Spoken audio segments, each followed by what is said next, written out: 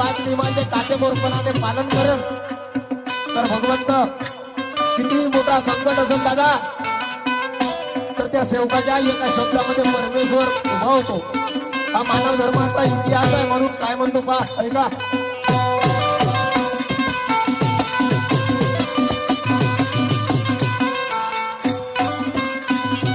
कृपा वाटून दिली साऱ्या सेवकाला, सुरुवात करू नव्या जगण्याला. कृपा वाटून दिली साऱ्या सेवकाला, सुरुवात करू नव्या जगण्याला. आजवरी बिन अन गर्व नाही केला, पण ज्याचा होता भाऊ त्यानं सर्व घेऊन गेला. तुम्ही ऐका सेवकानो, तुम्ही ऐका सेवकानो.